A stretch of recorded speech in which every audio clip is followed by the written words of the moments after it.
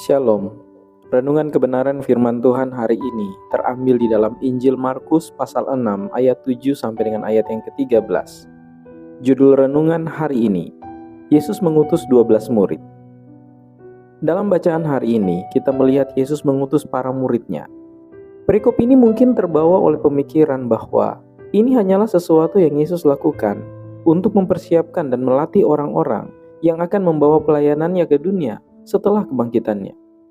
Namun ada begitu banyak yang dapat kita pelajari dari perintahnya. Pertama, kita melihat bahwa Yesus mengutus mereka berdua-dua. Betapa pentingnya bagi kita untuk mengingat bahwa kita membutuhkan bantuan dan dukungan.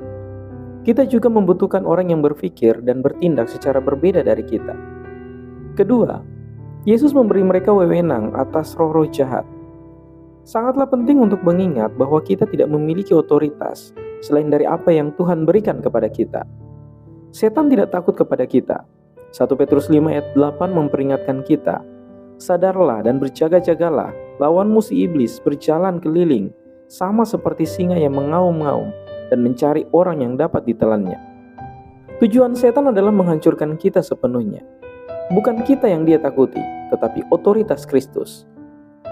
Serangkaian instruksi berikutnya mungkin tampak aneh bagi kita, tetapi saat kita memasukkannya ke dalam konteks informasi umum pada saat itu, perintah itu masuk akal.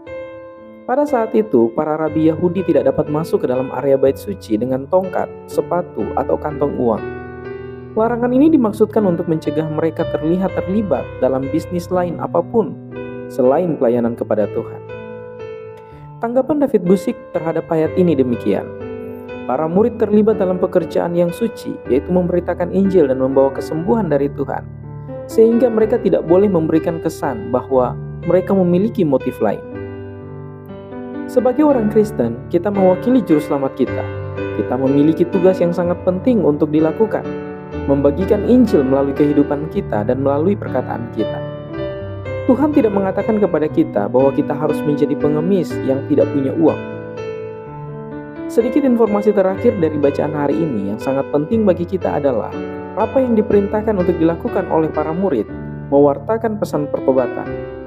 Kita cenderung menghindar dari pesan ini di masyarakat saat ini, tetapi seharusnya tidak demikian.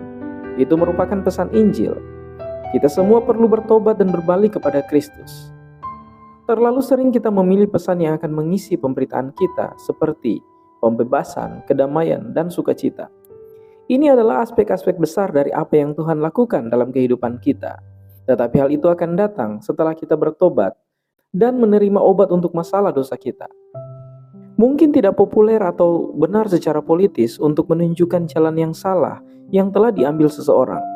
Tetapi membiarkan seseorang melanjutkan perjalanan menuju neraka karena kita tidak ingin menyinggung perasaan mereka, menurut saya jauh lebih kejam. Perintah yang Yesus berikan kepada murid-muridnya masih berlaku bagi kita hari ini. Mari kita benar-benar berpikir tentang bagaimana perintah itu berlaku bagi kehidupan kita. Apakah kita berjalan, berkhotbah, mengajar, dan hidup seperti yang Yesus perintahkan kepada para pengikutnya? Jika tidak, masih ada waktu untuk menyesuaikan. Masih ada kesempatan untuk mengasah metode kita. Resep Tuhan untuk keselamatan tidak perlu diperbaharui, cukup diterapkan. Kiranya Tuhan Yesus menolong dan memberkati kita semua.